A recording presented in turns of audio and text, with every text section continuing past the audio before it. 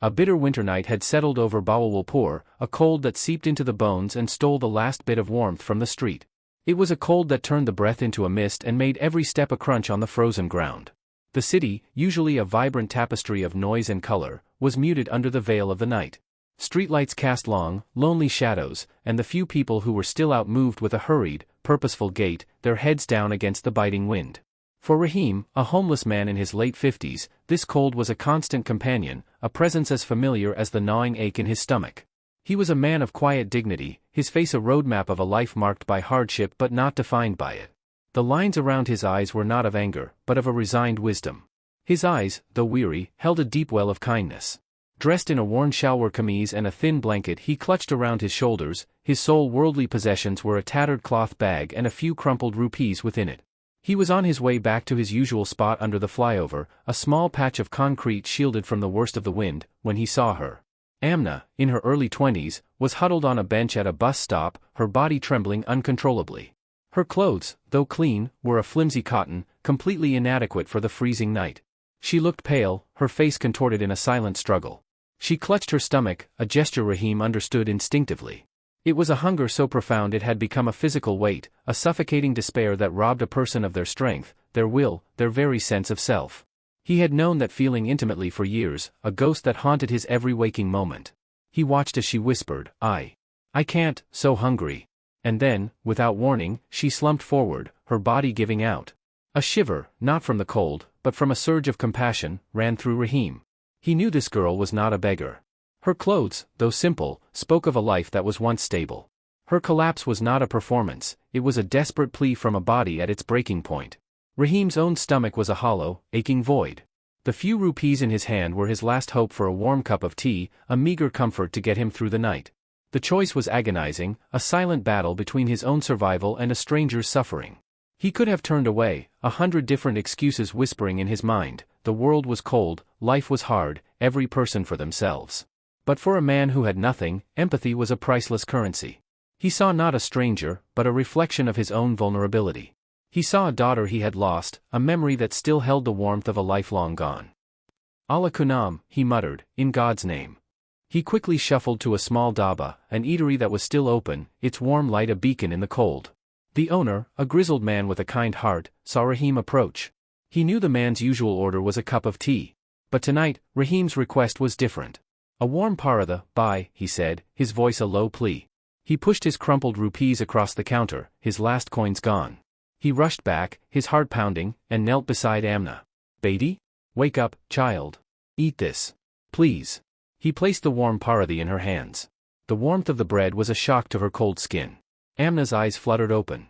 She looked at the food, then at Raheem, at his kind, worried face, and his worn clothes. She saw the lines of a man who had been broken by life, but whose spirit remained whole.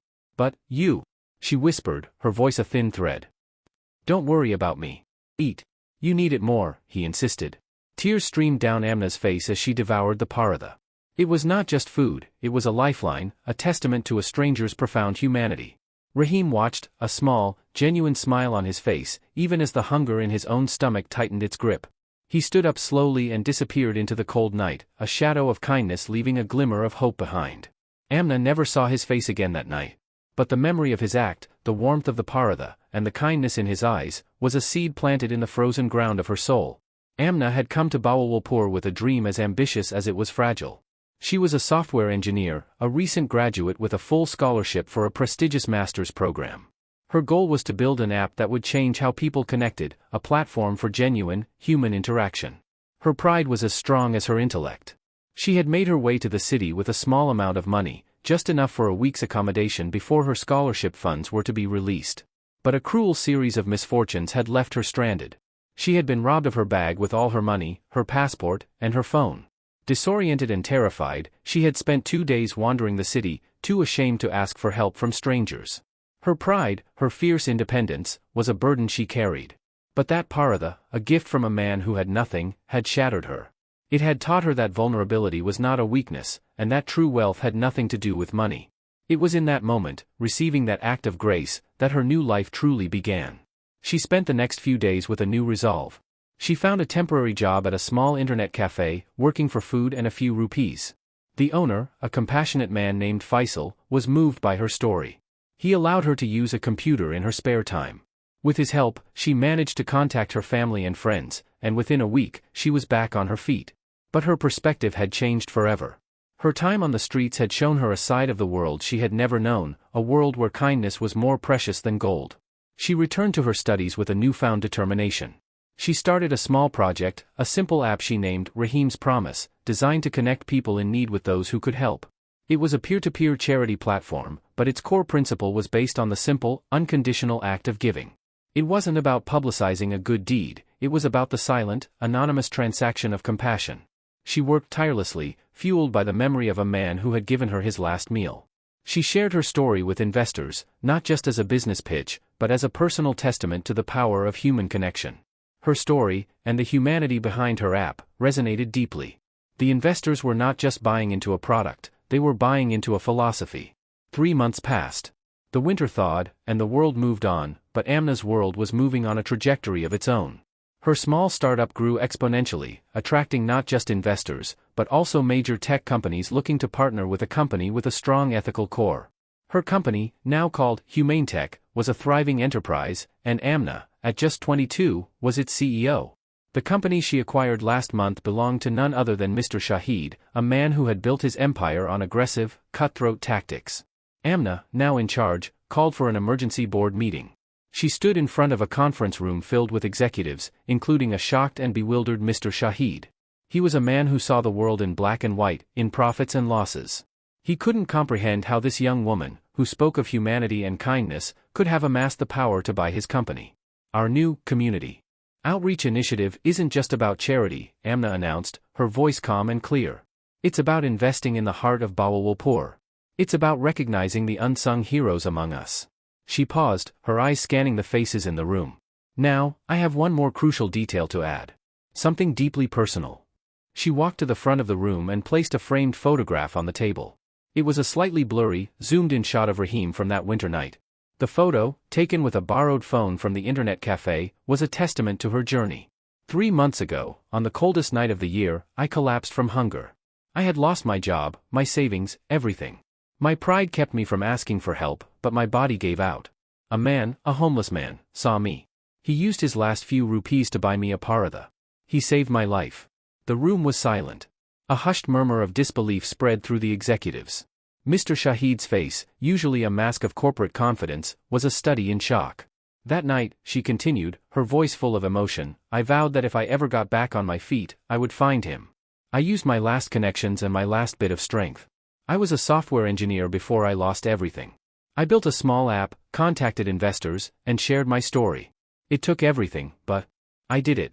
The investors were so moved by my story, by the sheer humanity of a man who had nothing, giving his all. They didn't just fund my startup, they gave me the capital to start this new company. This company, which I now lead, acquired Mr. Shahid's firm last month. Gasps rippled through the room. Mr. Shahid's jaw tightened. He had been outmaneuvered not by a better business model, but by a better human story. Our first and most important initiative, Amna said, her voice filled with a powerful conviction, is to find this man. Raheem. The man who taught me the true meaning of humanity and inspired every single step of my journey back. He will not just be found, he will be cared for, respected, and given a home, a job, and the dignity he deserves. This company was built on his kindness. Her voice was strong and clear, her gaze unwavering as she looked at Mr. Shahid. Amna had not just defeated him in business, she had shown him a higher form of power, one that had nothing to do with money and everything to do with compassion. The search for Raheem was a massive undertaking. Amna enlisted every resource her new company had. The story, now public, became a sensation. The local news in Bahawalpur picked it up. Posters with Raheem's blurry photo and Amna's plea were plastered all over the city. The entire community was mobilized in the search for a hero they didn't know, but whose story resonated with them deeply. Days turned into weeks, and hope began to dwindle. The streets of Bahawalpur were home to many, and Raheem was a man who lived on the margins, a ghost in the city's bustling life. Amna felt a pang of despair. Had she been too late? Had her gratitude come to nothing? But then, an old man, a vegetable vendor who sold his goods near the flyover, recognized the photo. He had seen Raheem, just a few days ago, on the same street where he had performed his act of kindness. Amna and her team rushed to the flyover. And there he was. He was just a bit more frail, his clothes a bit more tattered, but his eyes still held that quiet dignity. When Amna knelt before him, he didn't recognize her at first. He had given his last paratha and forgotten the act as soon as it was done. It was simply a part of who he was. But when she told him the story of the paratha, his eyes filled with tears. He had given his last meal, and in doing so, had created an empire. Raheem's life was transformed. He was given a small, clean home with a small garden, and a job as an advisor for Humane Teka's new charity foundation. He was no longer a homeless man, he was a founding pillar of a company built on the principles of kindness and community. He had learned that sometimes, the smallest act of generosity seeds the greatest fortunes. And Amna, now a successful CEO, had learned that the most unbelievable twists of fate are simply the universe repaying a debt of the heart. Over the next few years, Humane Tech became a model for corporate responsibility. Amna's story became an international sensation, inspiring a new generation of entrepreneurs who believed in doing good while doing well. The company's profit soared, but so did its impact. It built shelters, funded educational programs, and provided support to countless people who, like Raheem and Amna, were down on their luck. Raheem, now a respected figure in the company, often found himself in meetings with powerful executives and dignitaries. He never lost his humility, and his advice was always grounded in the simple wisdom he had gained on the streets. Money can buy a house, he would say, but it can't buy a home. It can buy food, but it can't buy kindness. The most valuable things in life are the ones you can't put a price on. Amna's success was proof of his words. She was a billionaire, but her greatest wealth was the satisfaction she felt every day, knowing that her company was making a real difference in the world. She had a loving family, a beautiful home, and a thriving career, but she never forgot the cold winter night in Bahawalpur, the single warm paratha, and the kindness of a homeless man. Her relationship with Raheem was a beautiful, enduring one. He was not just an employee, he was a mentor, a father figure, and the living embodiment of her company's mission. He taught her that true power wasn't found in a boardroom or on a balance sheet, but in the human heart. The story of the homeless man and the young woman became a legend in Bahawalpur and beyond. It was a story of hope, resilience, and the transformative power of a single act of kindness. It was a story that proved that you don't need to be rich to be generous, and you don't need to be powerful to change the world. Sometimes, all it takes is a paratha, a little bit of faith, and a heart full of humanity. In the years that followed, the story of Amna and Raheem became a cultural touchstone. It was taught in business schools as a case study in ethical entrepreneurship. A documentary was made about their journey, and it won awards for its powerful message. The Raheem's Promise app, now a global platform, connected millions of people and distributed billions in aid. But its success was measured not in money, but in lives changed. Raheem, with his newfound status, chose to remain in the small, humble home Amna had given him. He would often be seen in his garden, a peaceful smile on his face. He had a few close friends now, and he would often share his story, not to boast, but to inspire. Don't underestimate the power of a small act, he would say. A small thing in your hands can become a great thing in God's hands. Amna, despite her immense success, never forgot where she came from. She would often visit Raheem, sitting with him in his garden, talking about life and business. She would share her triumphs and her struggles, and he would listen patiently, offering simple, profound advice. He taught her that true success was not in the number of people who worked for her, but in the number of people she helped. One day, on the anniversary of that fateful night, Amna stood on a stage in front of thousands of people, receiving a humanitarian award. In her speech, she recounted her story, her voice filled with gratitude. "This award," she said, holding it up for the world to see, "is not for me. It is for a man who had nothing, but who gave me everything. It is for a man who taught me that the true measure of a person is not in what they have, but in what they give. Raheem, you are my hero." Raheem, watching from the front row, smiled. He had no need for awards or accolades. His reward was the life he had, the dignity he had regained, and the profound love he felt for the young woman he had helped. He had been a man without a home, and now he had a family, a purpose, and a legacy that would live on long after he was gone. The story of Amna and Raheem became a beacon of hope in a cynical world. It reminded people that beneath the layers of greed and despair, there was a well of human kindness, a well that, when tapped, could transform lives and change the world. It was a story that proved that a single paratha could feed not just a hungry body, but a starved soul. The final chapter of their story was not written in a book or a documentary, but in the quiet moments they shared. One evening, Amna visited Raheem. He was sitting on the porch of his home, watching the sunset. "Amna," he said, his voice soft, "you have given me more than a home. You have given me a life. I am a very lucky man." No, Raheem, Amna replied, her voice filled with emotion. I am the lucky one. You gave me a future when I had nothing. You taught me the true meaning of success. You are the reason I am here today. Raheem smiled, his eyes twinkling. Then we are both very lucky. We were two lost souls, but we found each other. And in doing so, we found our purpose. Amna nodded, tears streaming down her face. She looked at the setting sun, its last rays painting the sky in a blaze of orange and pink. She thought of the cold winter night in Bahawalpur, the single warm paratha, and the kindness of a homeless man.